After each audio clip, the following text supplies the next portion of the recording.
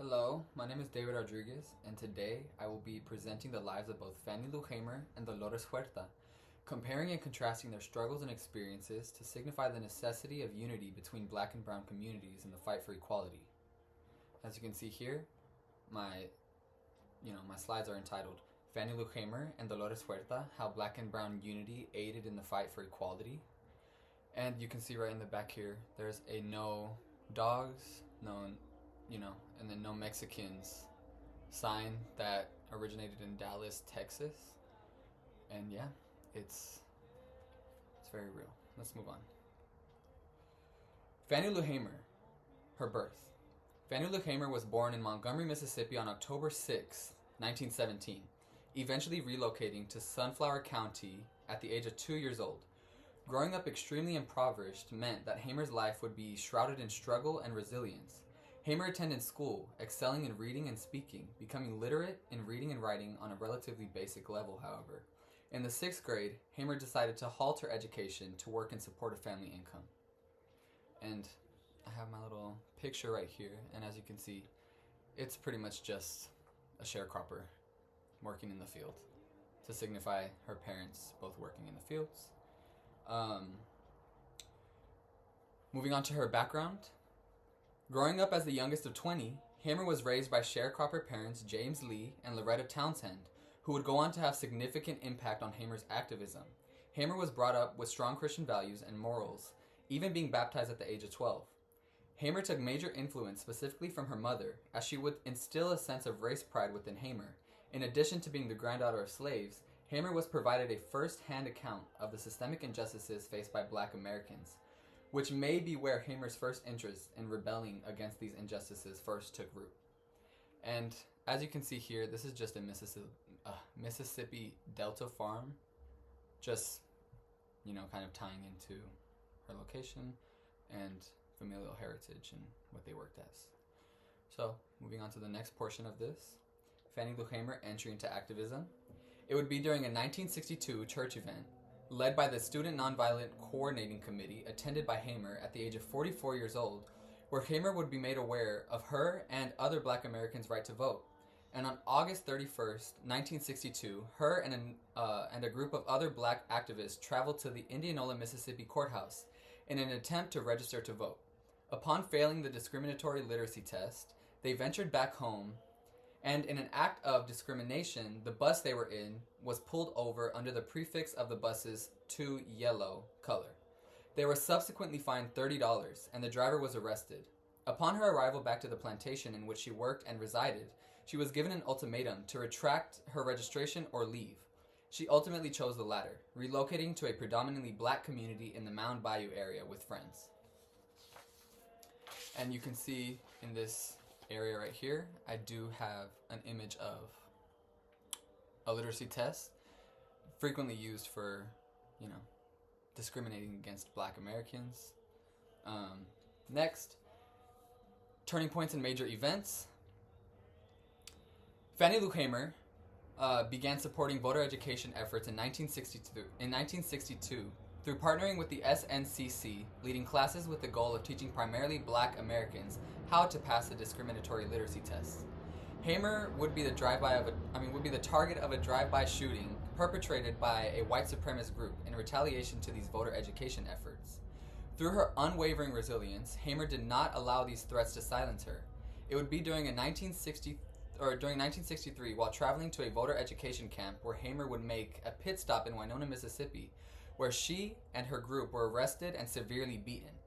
Hamer was so severely beaten by police officers and inmates, she was left with a blood clot in her eye, kidney damage, and a permanently worsened limp from childhood, leaving her physically disabled. It would be at the 1964 Democratic National Convention where Hamer delivered a televised speech to the Credentials Committee, detailing these extreme acts of state-sanctioned violence inflicted upon her, which left us with many powerful quotes, one of my favorite being, "Is this America, land of the free and home of the brave?" As you can see here, I do have an image of Hamer shortly after she was dealt her first assault by the police officers, prior to her actually being booked into jail, which she then received her second beating inflicted by police officers in addition to inmates. Very sad. And specifically black inmates to further isolate her from her community. So, it's very sad. The next portion of this is my second portion of Turning Points and Major Events. It would be in 1961, upon a seemingly simple procedure to remove a tumor, where, without consent, desire, or knowledge, Hamer was forcibly sterilized, which was a common occurrence among African Americans. According to Hamer, in fact, at the Sunflower County Hospital, she said approximately 6 out of 10 black women who got to the hospital were forcibly sterilized, married or not. With a grand desire to bear children of her own, effectively being shot down, she did not allow this to break her, as it would be in 1964 to challenge pro-segregation ideologies of Lyndon B. Johnson, where she founded the Mississippi Freedom Democratic Party to accurately represent and address the people of Mississippi's needs. Upon providing her televised speech to the Credentials Committee, she was interrupted by President Lyndon B. Johnson in an act of suppressing her voice and experiences by holding a press conference to divert attention from her. She was not affected, however, and proceeded to make national attention in support of her cause. Right here, you can see Fannie Lou Hamer embracing a young child. And I don't know, when I look at this photo, a lot of emotions come up. It's very depressing. It's very sad that crazy of a act could even be committed, or forcibly sterilizing someone is just, I was in deep shock when I first learned about this weeks ago. But moving on to the next portion of my presentation, Fannie Lou Hamer, Impact and Significance. Throughout Hamer's activism, Hamer understood the fight for equality was only possible if all people held access to it. Perhaps one of her most known well-known quotes is, "Nobody's free until everybody's free," representing her fight for collective liberation and unification. By facilitating these voter education efforts, Hamer would expand the number of black registered voters by the thousands, giving them opportunities previously unallotted to them, ultimately creating safe spaces for black and other minority groups to interact and network with one another. Right here, I do have a very powerful quote from Hamer,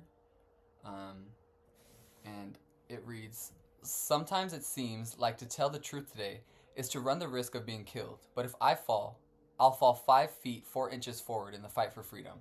I'm not backing off."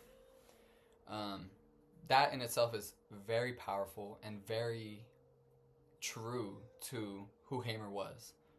The undying perseverance, courage, and it's just really amazing to see. That's very powerful. Moving on to the next portion.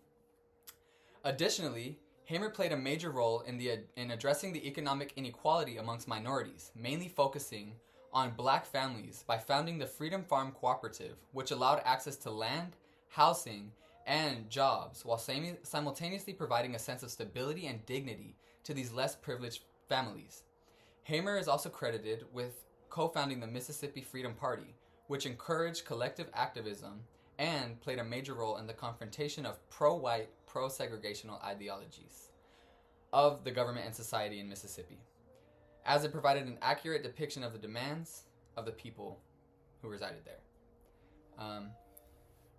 Right here I have an image of Hamer at the Freedom Farm Cooperative, just speaking to one of the farm workers, and I thought it was very interesting to note. She looks really nice. I really like her outfit. But yeah, let's move on to the next portion.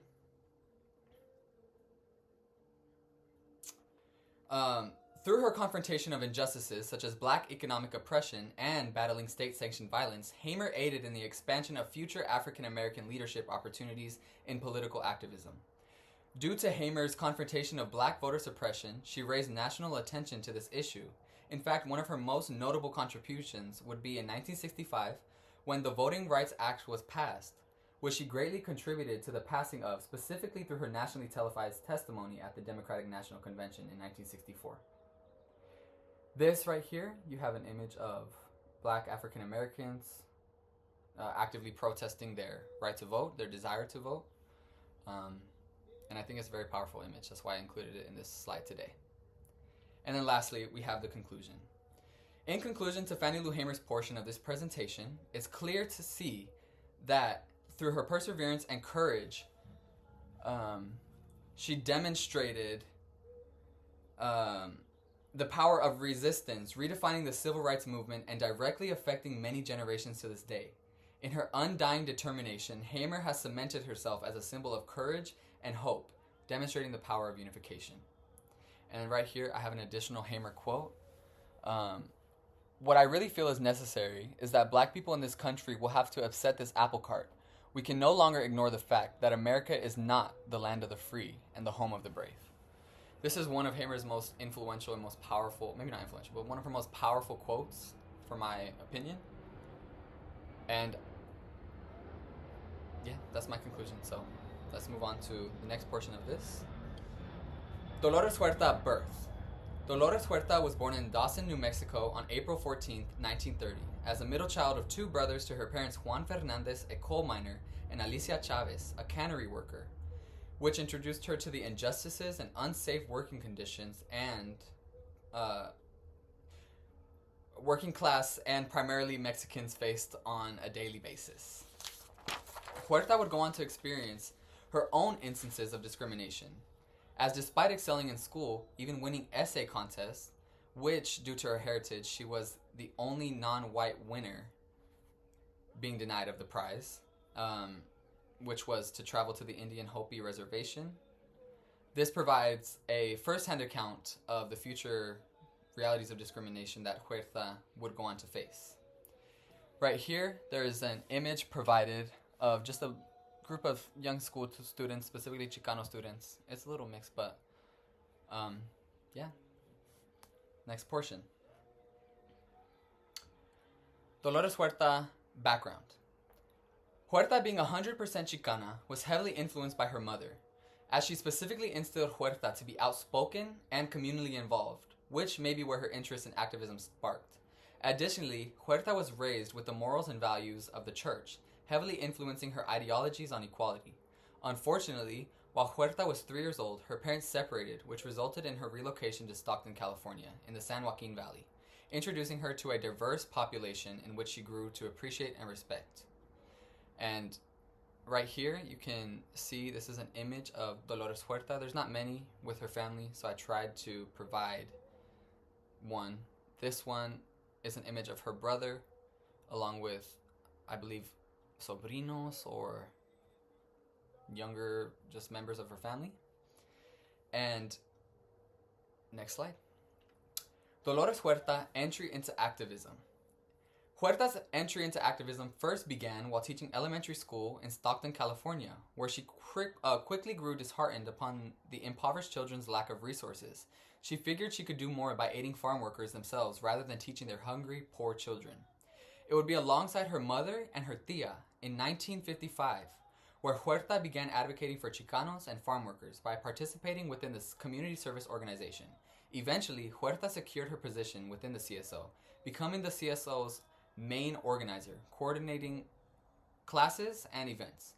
Huerta began leading citizenship classes, which aimed to prepare non-citizens for citizenship applications. And you can see right here, this is an image of activists protesting for the CSO.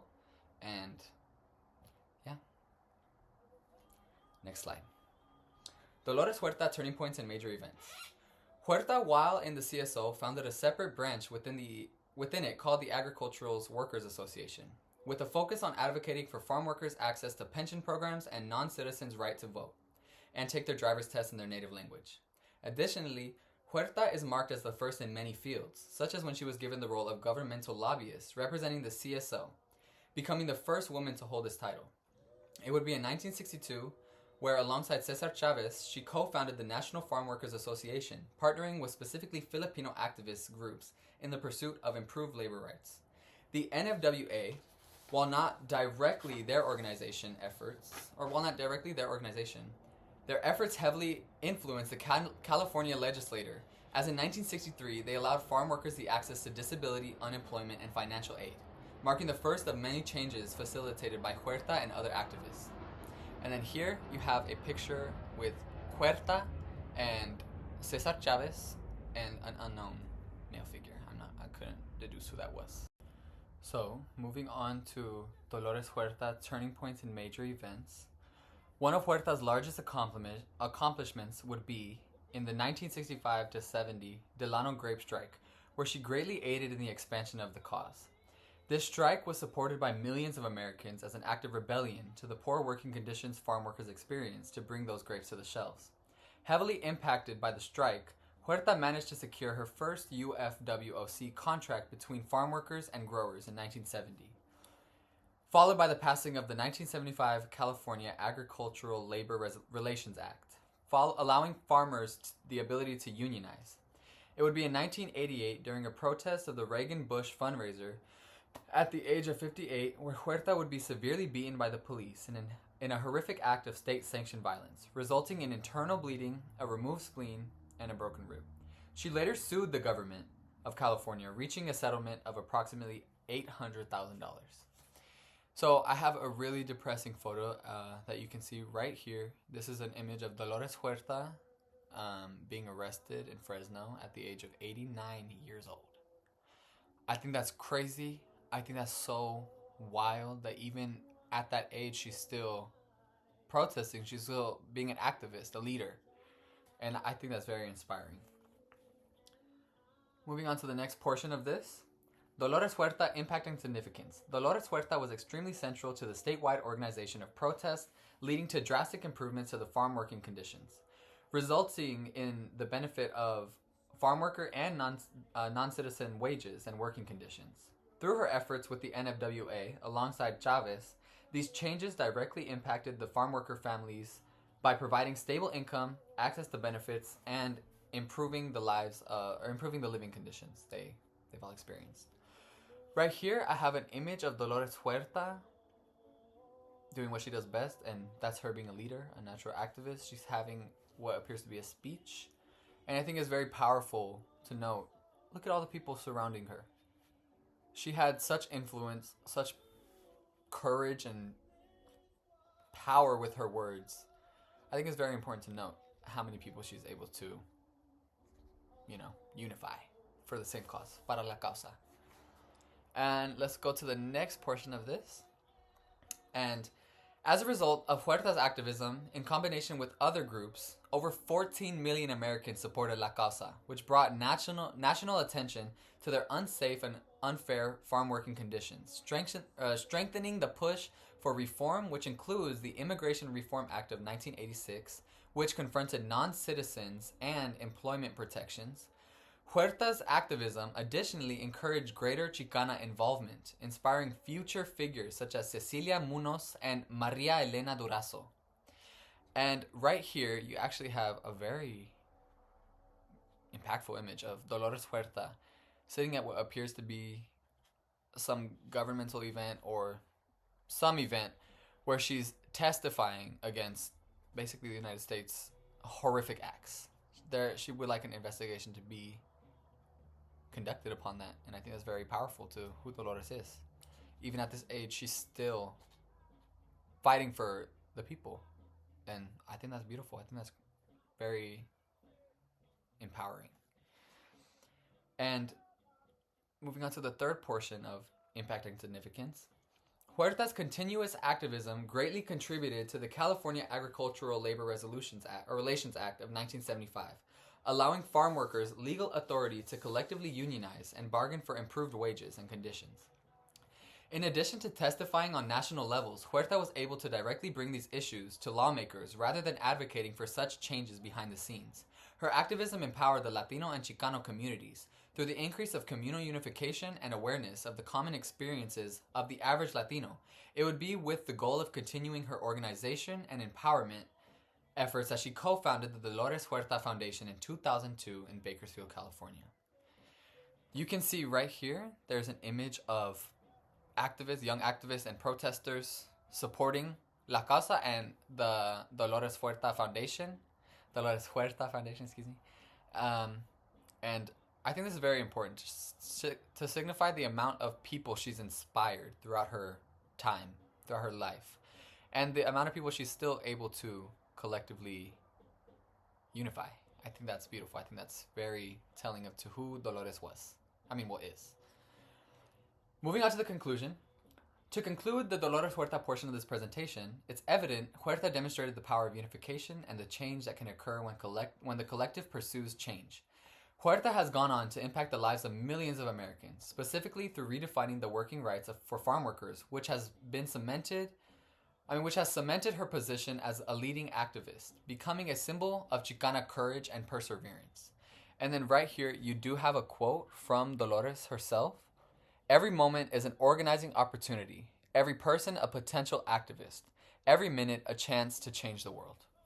I think that's very influential and telling to who Dolores was as a person. That quote encompasses what she believed in.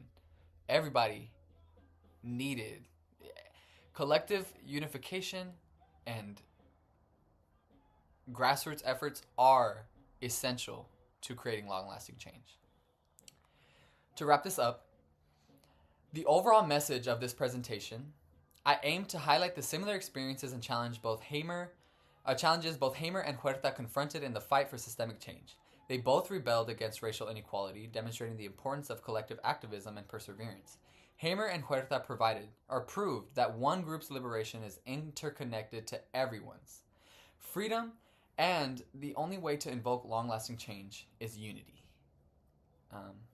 I think that is perfect to wrap this up.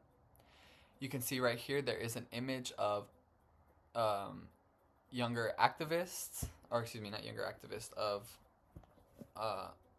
women activists. There's some young, some are older, but of women representing or holding up these signs that represent Black and brown unity. And that is very important. And I just wanted to tie that into this overall theme. Sharing similar experiences, similar struggles, similar acts of discrimination, I think that is very important to realize that through unification of both Black and brown communities, we share so much struggles that I feel long-lasting change needs this collective unification, these grassroots efforts. We need to all fight for what we want, for change, and I believe that wholeheartedly. But my name is David Rodriguez. Thank you so much for watching this. I hope you enjoyed it. Yeah, I hope you have a nice day. Thank you.